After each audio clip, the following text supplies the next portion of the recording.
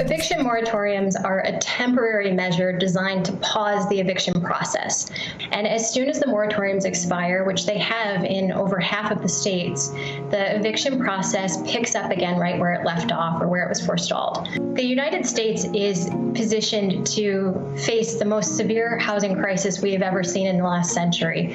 Right now, we're looking at somewhere between 19 to 28 million renters being displaced from their homes. My name is Natalie. I live in Brooklyn. I live in Crown Heights. I am a theater administrator, so I work for a nonprofit, and I work from home remote. My other roommate is a college student, and my other roommate is a lighting and projection designer who has completely been out of work since Broadway is closed. So I am advocating for her to get her job back. Like, I am doing a lot of advocacy work with the service organization that I work with. And so when I came here and my other roommate came here, there had already been a history of misconduct. So there's been precedent for a tenants union, but with every new wave of tenants, it would kind of fizzle out and start back up. When the pandemic started, we did, after the initial shock and panic of not knowing what would happen, we were proactive and we reached out to the management company and we said, hey, can we work with you? Essentially, we asked him, in light of certain recent events, we won't be able to pay our rent. Some of us have to choose between health and rent. What are we, can we talk about it? A lot of people can't pay, and it's not because they don't want to pay. They were paying before. It's literally they don't have jobs. They are in the money that they are having. My roommate's still not on unemployment.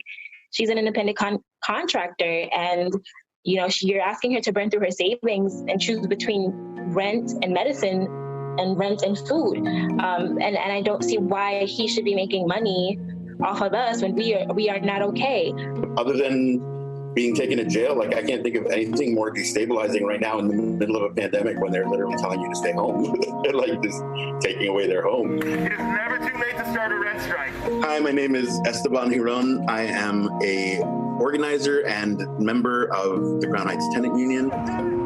So a tenants association or a tenant union is neighbors talking to each other about the things they're experiencing with their landlord. We based it on the concept of the landlord as boss, just like you would in a workplace. And so, you decide what you're going to fight for.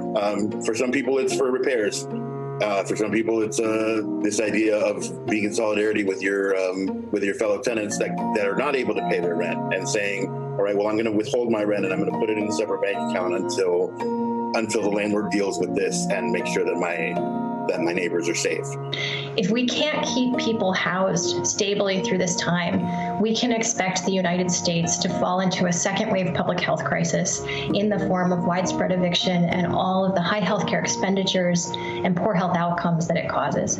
My hope is that enough people are affected by this crisis that it causes the government and the housing situation to have to provide relief funding. The propositions in place, like cancel the rent or rent relief, and the moratoriums that couple them, are designed to really create a pause in this system and to uplift it so that all members of the housing market, from tenants to property owners, are able to weather this storm.